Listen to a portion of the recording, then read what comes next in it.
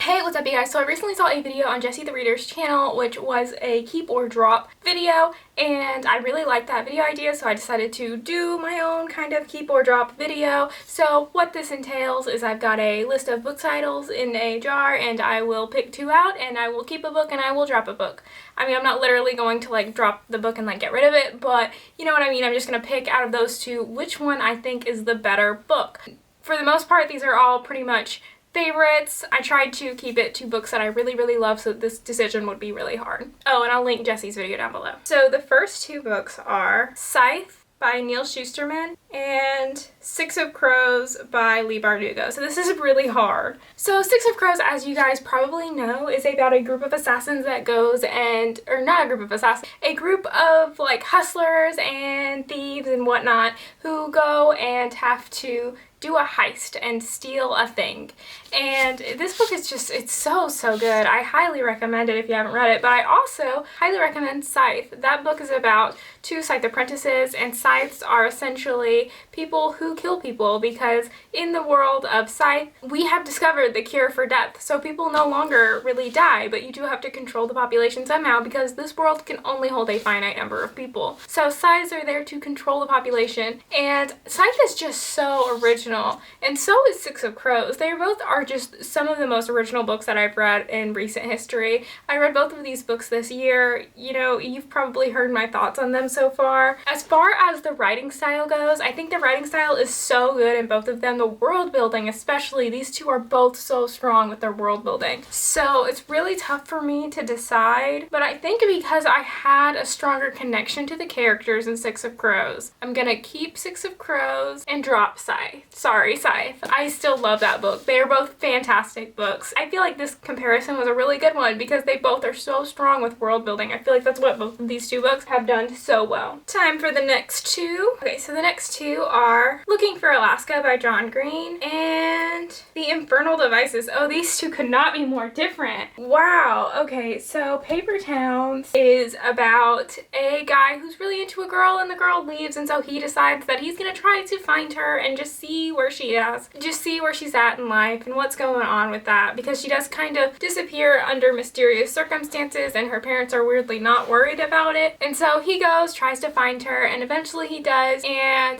this book, it really deals with a lot of issues as far as like idealizing people, because one of the biggest things about the girl in this book is he really idealizes her and has this idea in his head of who she is and what she means to him. But when you get down to the nitty-gritty, that's not who she is. And I really enjoyed that message. I thought it was really strong. I think it is a really important message as well, because when we look at people, we do make these just initial biases that we really need to get past, and we don't need to idealize people into what we think they are before we ever meet them. We need to, you know, come up with those decisions as to who they are and figure out who they are as we get to know them, and not before we do. So I think that that is an important message, and I do really enjoy this book. I really loved how it's kind of split into different parts as well, with the initial mystery and then the actual tracking her down bit. So I do like that as well, and this is just some of John Green's best work in my opinion. Okay, so I just realized that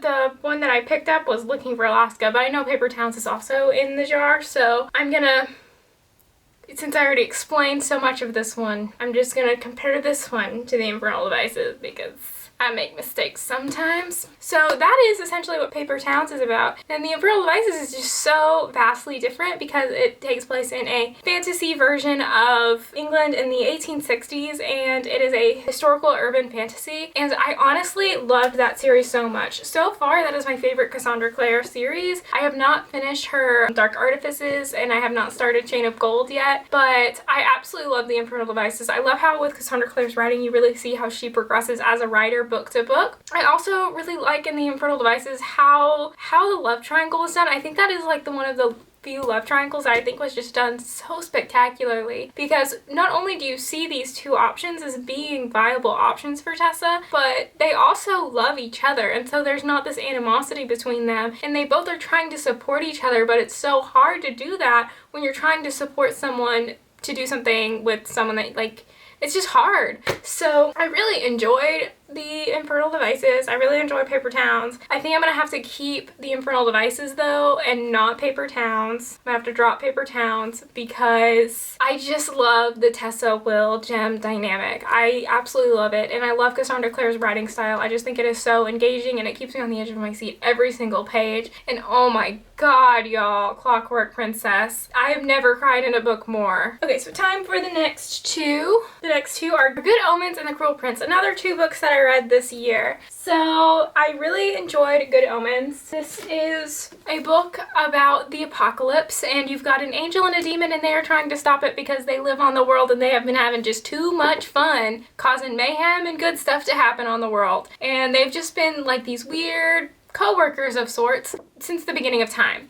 So I really enjoyed this book. I thought it was so funny. I highly recommend this book. I also really recommend the TV series as well. It follows along with the book really well. It feels very much like Hitchhiker's Guide to the Galaxy, so if you like that book, you're probably gonna like this one. Hitchhiker's Guide to the Galaxy, it's very random and it's hard to necessarily tie certain events together, but in this book, I feel like it ties those events together a lot better than Hitchhiker's Guide to the Galaxy, so I honestly prefer this book over that series. It's just that series is more popular as far as I'm aware. Definitely recommend this book. I love Terry Pratchett and Neil Gaiman's writing style. They did so well with it. I'm really curious as to what bits each of them wrote because I just had so much fun with it. I really did. And so the other book was The Cruel Prince by Holly Black. So this is another urban fantasy book. I read a lot of urban fantasy. I read a lot of fantasy, period. And this is a young adult urban fantasy book that takes place in the world of the Fae, kind of. It's semi in the world of the Fae, semi in the normal world. But what happens is you have a mortal girl who grows up in a fairy world. Her mortal mom gets killed by her sister's fairy dad. So that's kind of how that all comes about. But I really enjoyed this book. I was just so excited every single page of this book. Like, I was so just on the edge of my seat, needing to know what happened next. As far as the writing style goes, I honestly prefer the writing style of Good Omens over The Cruel Prince, even though The Cruel Prince was so exciting. The Cruel Prince, to me, it's not as high quality as Good Omens. It is still a really good book that I definitely recommend reading if it sounds like something you would enjoy, but the writing style of Good Omens, I think, is just more artistic, and so I think I'm gonna keep Good Omens and drop The Cruel Prince.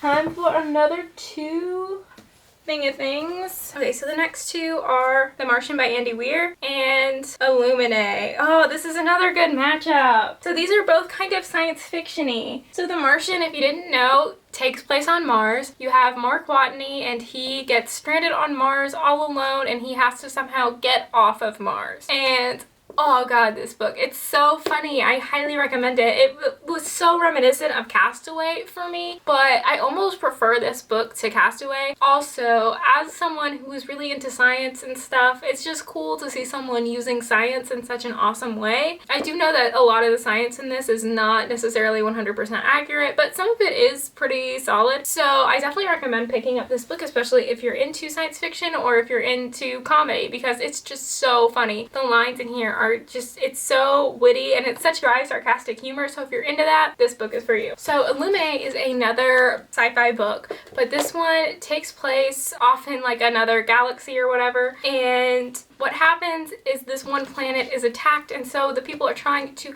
make an escape, and that is essentially what this book kind of follows. And this book, it's told in like this mixed media format, if you weren't aware. So it's got a bunch of different logs, casualty lists, chat logs, emails, like psychologist interviews, you know, stuff like that. So it's told in a bunch of different ways, and so the format of this book is just so amazing. So this is actually a pretty hard pick for me, just because I love both of these books and I love them so much in such different ways, but I think I would prefer Illuminae. I'm sorry, The Martian. I love both of these books. These are both 5-star books to me. Like, I could understand picking either of these if you were in my shoes, because The Martian, it's so funny. Illuminae, it's just so captivating. So I definitely recommend both of these books. So time for the next set of books. Okay, so the next set of books is Shatter Me by Tahereh Mafi and Twilight. Oh ho ho, buddy. Twilight gives me all the nostalgia. So Shatter Me, if you don't know, it's about this girl who cannot touch anyone or else she kills them. It is told so artistically. The writing style, it's so captivating from page one. I highly recommend this book if you haven't read it yet because I just really loved it. I can understand people who say that they don't like it or think that the writing style is too flowery. I get that. I do get that criticism, and I understand where they're coming from. I just personally really enjoyed it. So if that doesn't sound like something that's up your alley, this book definitely isn't up yours. And then Twilight, of course, by Stephanie Meyer. This is the life and death version. Yeah, I do own so many copies of Twilight, it's ridiculous. But Twilight, it's Twilight. I have no other words other than it's Twilight. And I'm sorry, it's I'm trash for it, you guys. I know how problematic Edward is. I know he's a bad guy.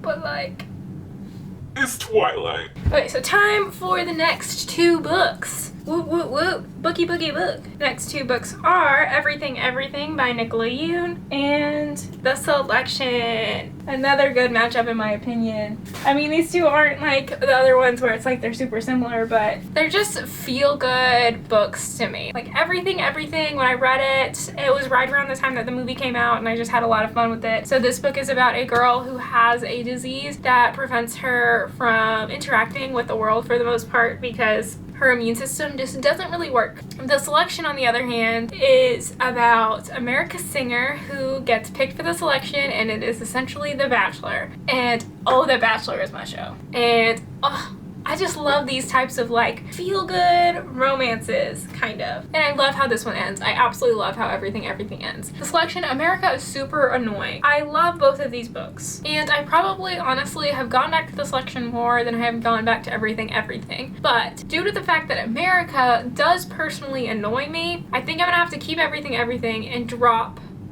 The Selection. So time for another two books. So the next two are The Book Thief by Marcus Suzak and Cinder by Marissa Meyer. So Cinder is a Cinderella retelling. It's kind of sci-fi-esque. This takes place in the future where we have colonized the moon and the moon is looking like it's wanting to fight the world. So that's what's happening in this book. And then we have another kind of war book, but in a much different sense, and I already know which one I'm gonna pick. But this one is about Nazi Germany, and the writing style, it's the most artistic thing I've ever read. Like, I know right now I love both of these books. I think they're both 5-star books, but I'm gonna pick The Book Thief over Cinder. Like, I would keep The Book Thief over most of the books on my shelf, if I'm being honest with you guys, because I read this such a long time ago, and it still has really made such an impact on me, and I loved the writing. I loved it. It was so artistic.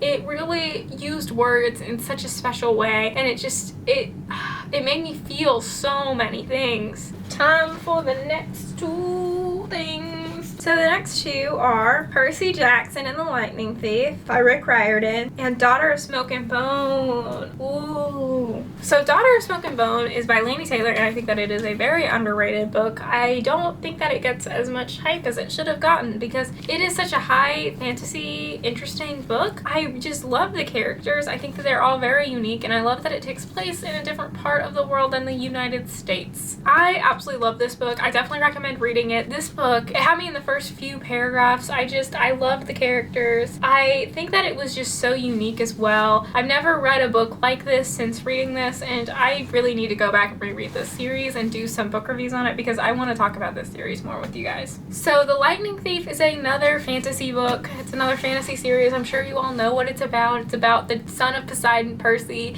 and this book, I love it. I love it so much. I will say I read Harry Potter before I read these books, and Harry Potter made a much bigger impact on me. I honestly, the first time I tried to read The Lightning Thief, I got kind of bored with it. I thought it was a little over the top on the humor, but I've gone back to it since then, and I fell in love with it, with the writing style. It just reminded me so much of being young, and I just enjoyed that so much. But out of these two, keeping and dropping, I think I'm gonna have to keep Daughter of Smoke and Bone and drop Percy Jackson. Daughter of Smoke and Bone, it's just, I'm here for that artistic writing. Like, I think that is a theme in this video, is that I like really arty writing. I like when you can use words in different ways than what people would normally use them.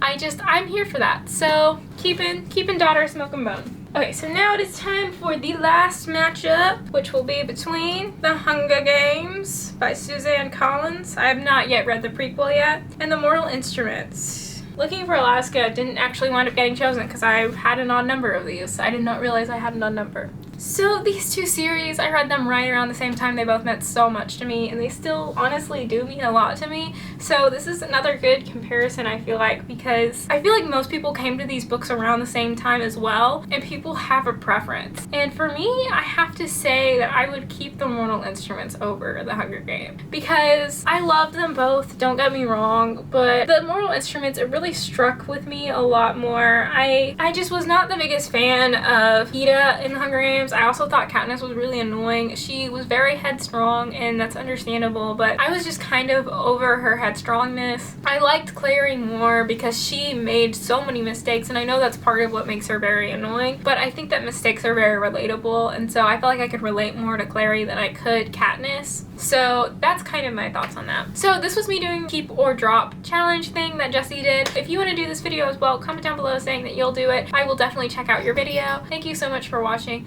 I will see you in my next video. Bye!